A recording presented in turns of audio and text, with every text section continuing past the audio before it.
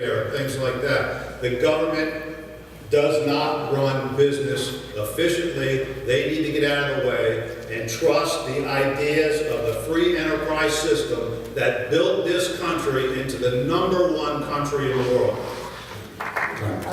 Your applause, Mr. Smillen. Ich bin ein alter Seele, so repeat your question. The effect of the healthcare reform, how will that affect the control of the actions of insurance companies, or what is relative to product pricing and availability in our state? Okay, the problem with the insurance companies in this state is that we have had rampant corruption, for example, in the state of, in the county of Palm Beach County. 3 of the county commissioners are in jail. The reason is they don't enforce the building codes. So the insurance companies, they're left holding the bag. Because before a hurricane, the roofs are ready to come off anyway. So the thing is, you got to clean up corruption. That's the essential point that you got to do.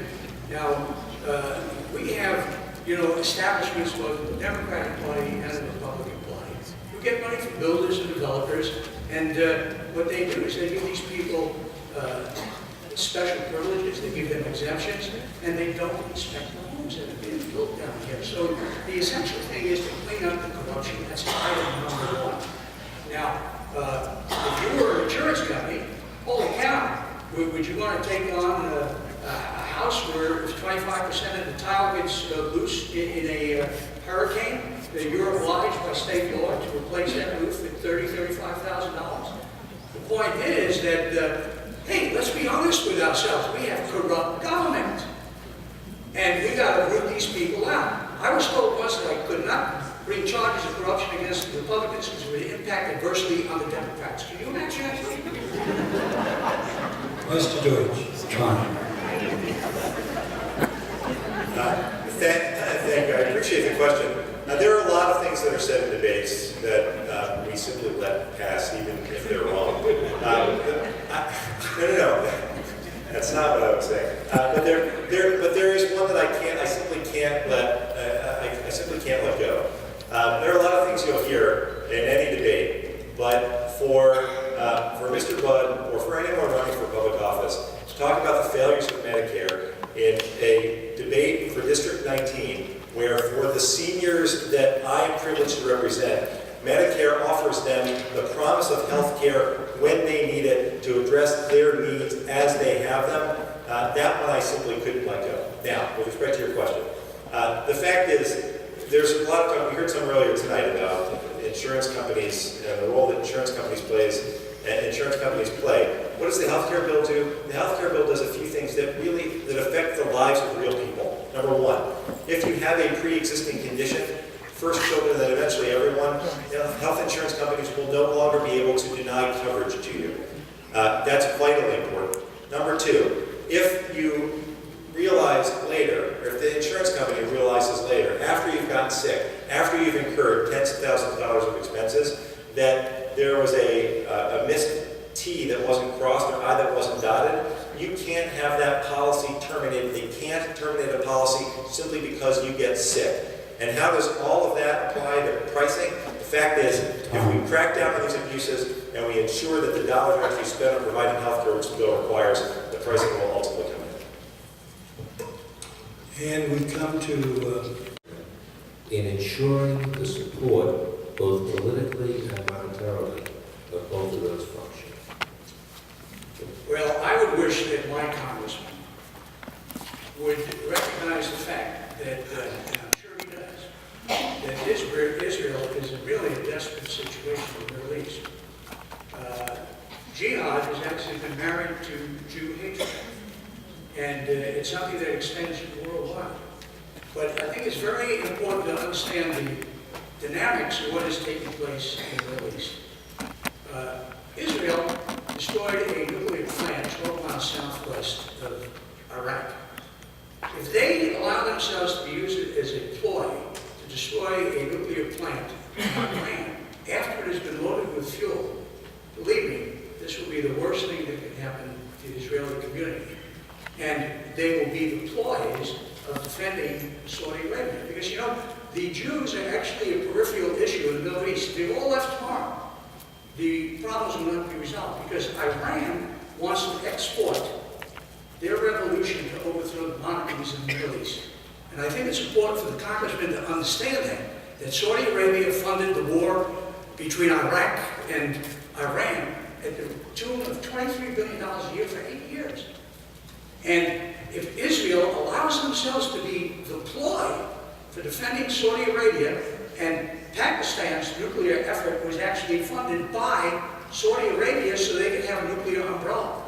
It's a very dangerous situation. Very, very dangerous. You need a citizen advisory committee to really steer you right on this one, believe me. Mr. Bud. Mr. Deutsch, I would be happy to turn our candidate forum into a candidate debate anytime. When you talk about seniors, seniors have already paid for their Medicare. It's not that Medicare has failed seniors, it's Congress has failed seniors. When you vote and fully support a health care bill that cuts $1 trillion out of their Medicare benefits, you're asking seniors to pay for what they paid for a second time.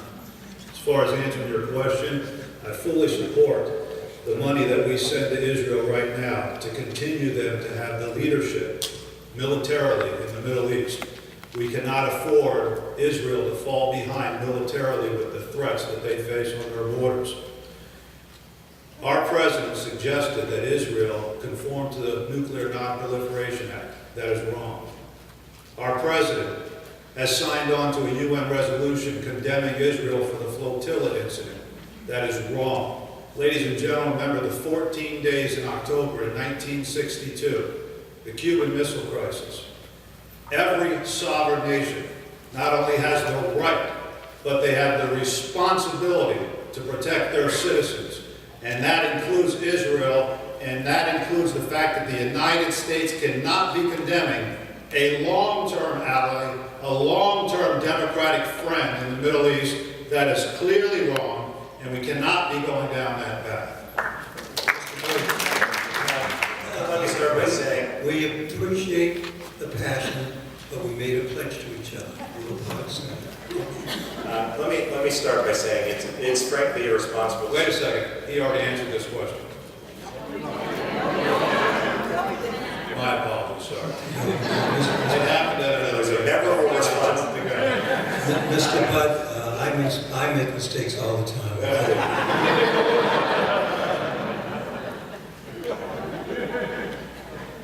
Thank you. Let me start by saying it's irresponsible to suggest that our government, our Congress, our administration, no matter how you feel about any one of them, has ever condemned the state of Israel.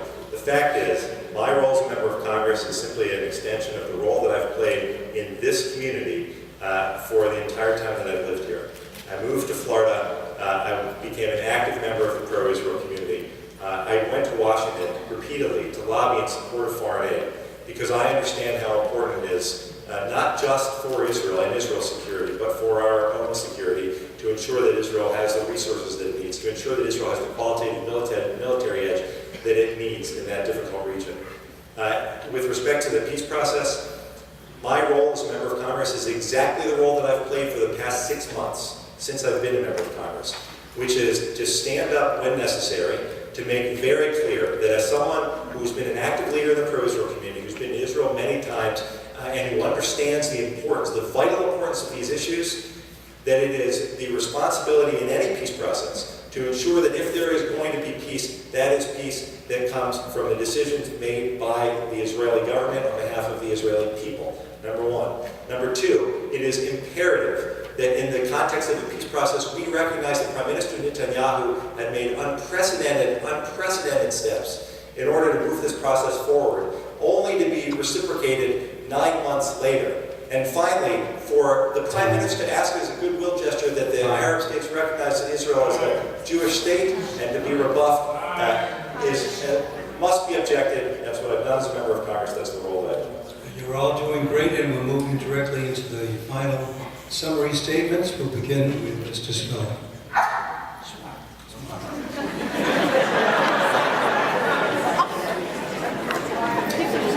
Okay, what I told the Nuclear Regulatory Commission scoping meeting was three things. That the second largest Jewish population in the United States lives in the Tri-County area, Miami-Dade,